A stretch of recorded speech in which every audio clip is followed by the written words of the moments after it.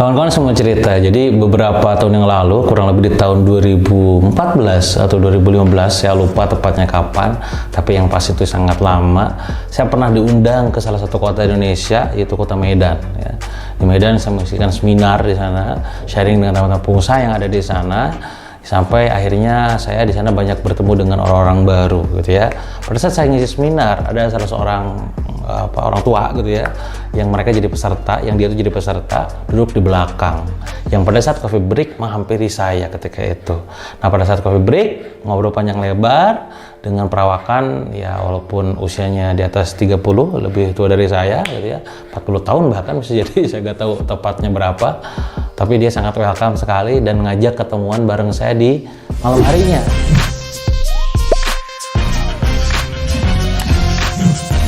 Sebagai orang yang sangat introvert, ya tolong percayalah saya introvert gitu ya. Saya kalau ketemu orang tuh rada gimana gitu ya, mending saya di kamar diem doang, terus menghabiskan banyak waktu dengan depan laptop gitu ya. Tapi ya karena udah kadung janji dalam tanda kutip, yaudah Pak, ayo nanti malam aja gitu ya. Dan dia nyamperin saya di malam harinya ya. Entah kenapa pas malam harinya, saya tiba-tiba dikabarin sama resepsionis di hotel tempat saya nginap, ada tamu katanya, ada yang mau ketemu. Saya temuin dia tuh orang ya. Nah, ternyata pakaiannya mulai berubah, yang pada saat siang hari pakai baju kemeja, terus juga kacamata, terus juga ya gitulah perawakannya. Tiba-tiba di malam hari dia pakai kaosan dengan badan juga kayak anak muda lah, padahal dia orang tua gitu kan, kayak anak muda banget gitu.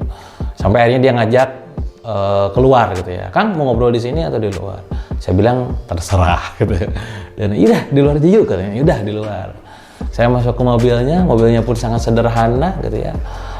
Dan itu ya saya gak ekspektasi lebih gitu ya, udahlah mungkin diajak makan gitu kan. Hotel tempat saya tinggal itu benar-benar kondisinya tuh besar banget dan itu wah lah gitu. Sampai ditanya sama teman yang ngajak saya makan, gimana Kang hotelnya, nyaman? Saya bilang nyaman, enak, saya bilang. Ya alhamdulillah kata dia. Kita makan di tempat makan yang dia akhirnya memilihkan tempat makannya, suka makan apa bebas, lagi-lagi terserah. Dan dia panggil lah yang jaganya itu ya, keluarkan menu ini kata dia. Dan disitulah saya mulai ngobrol ya. Ngobrol tuh sama beliau gitu ya. Saya tanya bisnisnya apa Pak? Oh, saya bukan pebisnis, saya mau start katanya.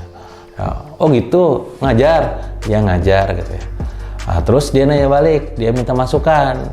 Kang Dewa sok dong kasih saya masukan, mumpung lagi di Medan nih. Apa nih buat saya? Ya, saya bilang, saya cuma penasaran, loh bisnisnya Bapak apa? Saya bilang, ya adalah beberapa, ya apa? Saya bilang, penasaran dong, kepo gitu kan. Terus dia jawab, ya adalah ada robotik, kata dia. Ada restoran, ini restoran, ternyata restoran tempat saya makan punya dia, gitu. Restoran ini, kata dia. Terus ada rumah sakit, katanya. Terus ada juga ada sekolah, katanya. Juga ada hotel, katanya. Saya di situ teman-teman saya mulai bentar ini katanya ustadz, ini katanya pengajar, kok banyak usahanya, gede-gede pula gitu. Kang saya mengajar katanya. Akang makanya tadi saya nanya gimana tempatnya enak Kak? Dan hotel di Medan itu hotel termasuk yang besar teman-teman. Kamarnya aja saya udah kayak lapangan bola gede gitu. Ternyata punya dia gitu kan. Waduh gitu kan. Nah, ini oke saya berubah ya omongan. Yang awalnya saya tuh dimintai saran, saya nanya balik. Awalnya ngomong Pak gitu, saya berubah langsung start. Apa masukan buat saya yang nanti saya balik ke Bandung saya bisa praktekin. Loh enggak, antum justru gimana ini? Saya mah ngajar, saya lulusan Kairo katanya. Ya tahu ya, lulusan Kairo kan bahasa Arab, ilmu Al-Quran dan segala macamnya luar biasa. Oh enggak, saya bilang, saya justru yang harus nanya, apa masukan buat saya agar pas pulang nanti saya bisa amalkan dan bisa saya syiarkan ke teman-teman. Ya apa ya? Masalahnya Bapak Ustadz nih bisnisnya banyak ya, gede-gede pula. Gak semua orang bisa bangun sekolah, gak semua orang bisa bangun rumah sakit, gak semua orang bisa bangun hotel. Bapak punya, ayo loh. Gimana ya? Nah dia kasih pesen tuh di situ. Nah ini catatan buat kita semua, anak ente dan semuanya nih. Jadi berpesan apa? Pertama, Kang. Kalau Ana sih ya, kalau ditanya apa pesannya, jangan pernah tinggalkan Al-Quran katanya. Maksudnya gimana nih? Ya jangan pernah tinggalkan Al-Quran, jaga Al-Quran. Nah kata jaga ini rada ambigu gitu.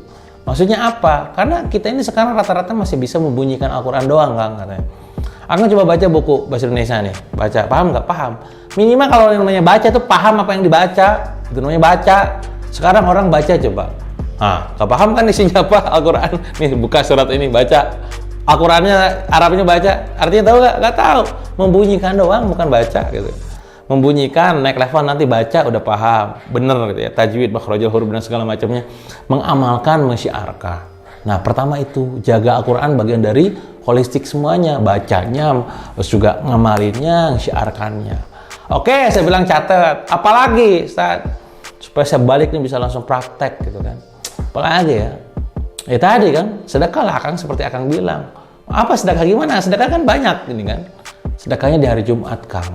Terus sedekahnya pakai beras katanya. Wah, rada hang nih kan kepala. Maksudnya gimana? Wah, ini Kang, saya lihat jam, Kang. Jam 11 malam, Kang. Ini kasihan Kang, nanti besok istirahat. Saya itu Kang kalau ngajar, ini ngajarnya ilmu tafsir kata dia. Kalau di kampus gitu kan. Jadi kalau saya jelasin kenapa harus pakai beras, kenapa harus pakai nasi, bisa sampai jam subuh Kang ini katanya. Ya udahlah, intinya apa? Ya intinya mah dengan setiap butirnya itu bakal jadi kebaikan. Dan usahakan sedekahnya itu di hari Jumat. Masya Allah ya teman-teman. Ternyata saya balik dari Medan itu dapat 2 pesan. 1, jaga Al-Quran. Jangan sampai setiap hari itu kita nggak berinteraksi dengan Al-Quran. Minimal ya one day one juice gitu ya, itu yang pertama. Dan diamalin pastinya gitu ya. Yang kedua adalah bersedekah. Di jalan Allah dilakukan di hari Jumat. Bukan berarti di hari yang nggak boleh, sikat hari lain juga gitu ya. Nah ini yang sekarang kita perlu amalkan dalam kehidupan kita. Nah maka sekali lagi saya pribadi gitu ya, beberapa tahun kebelakang mencoba mengamalkannya. Dan sekarang saya pengen mulai mensyiarkannya. Nah, alhamdulillah nih ada gerakan SIDAK ya, Sudugakan Indonesia dengan Al-Quran, yang dimana programnya adalah untuk Al-Quran, bantu teman-teman penghafal Al-Quran, membebaskan buta aksara Al-Quran. Nah, Anda sebagai orang yang sekarang support secara donatur katakanlah gitu ya, support sedekah, kan 2 pesan ini jalan beriringan gitu ya. Nah, maka buat Anda semua yang juga pengen mengamalkan amalan dari yang dipesankan sama si bapak tadi, si ustadz tadi, monggo tuh Anda boleh bantu program SIDAK ini dengan cara seperti apa, nantilah cek di kolom deskripsi ataupun pin komen, klik sedekah terbaik ya. Gak harus nunggu Jumat ya, sikat aja tiap hari 10.000 per bulan, berarti kan dikali 30 tuh. Atau kalau ada budget 1 juta, sikat langsung 1 juta juga nggak masalah ya. Nanti sama tim dibantu lah prosesnya kayak gimana. Itu aja mungkin teman-teman untuk cerita kali ini. Semoga cerita ini makin inspirasi Anda semua untuk terus bersedekah. Tiada hari tanpa bersedekah ya. Pokoknya mah sedekah terus. Semoga dengan sedekah itu menjadi penimbang, pemberat amal kita nanti pada saat dia yaumul hisab. Jadi mungkin sampai jumpa di video berikutnya.